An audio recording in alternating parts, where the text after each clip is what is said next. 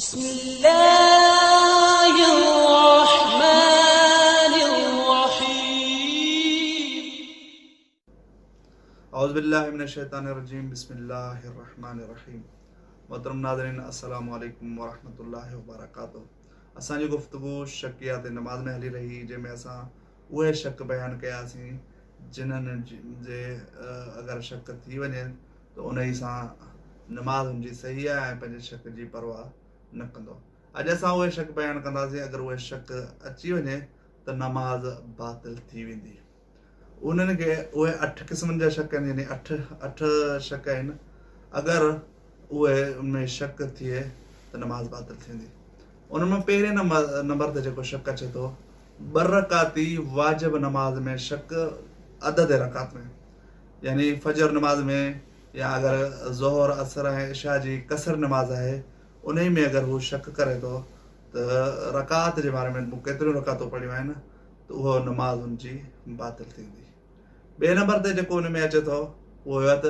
3 रकाती नमाज़ में शक मगरिब नमाज़ में शक रकात जे अदद में अगरि शक थिए थो मगरिबी नमाज़ में त नमाज़ बातिल थींदी नमाज़ नए सिर पढ़ंदो ऐं 3 नंबर ते हाणे जेको शक आहे उहा 4 रकाती नमाज़ में शक लेकिन पहिरीं ऐं ॿी रकात जे दरम्यान शक हुजे त पहिरीं रकात में आहियां या ॿी रकात में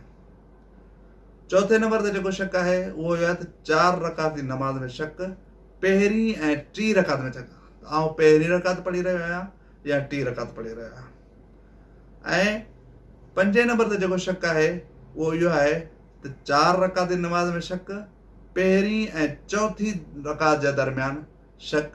त उन सूरत में उनजी नमाज़ बातिल थींदी यानी कुली तौर ते इहो चयो वञे त अगरि शक जो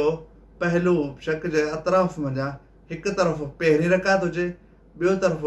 ॿी टी या चौथी रकात को बि हुजे त उन सूरत में नमाज़ बातिल थींदी इहे 3 शकनि में इन तरह सां 6 नंबर ते जेको शक अचे थो उहे 4 रकाती नमाज में शक लेकिन शक ॿी ऐं टी रकात में हुजे ॿी यानी सजदे सानिया करण खां पहिरीं ॿियो सजदो अंजाम ॾियण खां पहिरीं यानी पहिरें सजदे में हुजे या पहिरें सजदे खां पोइ ॿिए सजदे खां पहिरीं या पहिरें सजदे खां ई पोइ रुकू में शक करे मसलन शक छा में करे त 2 रकात थो पढ़ां या 3 रकात थो पढ़ां त उन ई सूरत में नमाज़ बातिल आहे या अहिड़े नमूने सां 7 नंबर ते जेको शक अचे थो त 2 ऐं चौथी रकात में शक करे लेकिन ॿिए सजदे जे अंजाम ॾियण खां पहिरीं अगरि ॿिए सजदे अंजाम ॾियण खां पोइ शक अचे थो त उनजो हुकुम अॻिते इनशाअल्लाह असां अॻी नशस्त में बयानु कंदासीं त ॿिए सजदे जे अंजाम ॾियण खां पहिरीं अगरि शक थो करे त उन सूरत में उनजी नमाज़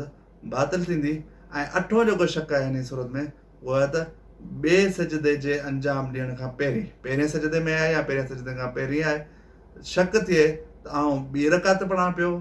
3 पढ़ां पियो या चौथी रकात पढ़ां पियो त उन सूरत में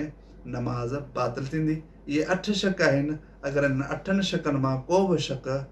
लाहिक़ थींदो त उन सूरत में इन जी नमाज़ बातिल थींदी हीअ नमाज़ टोड़े करे नए सिर नमाज़ पढ़ंदो इनशाअल्लाह असां शकियात क़िस्म जी आख़िरी क़िस्म सां गॾु तव्हांजी ख़िदमत में हाज़िर थींदासीं। अस्सलामु अलैकुम वरहमतुल्लाहि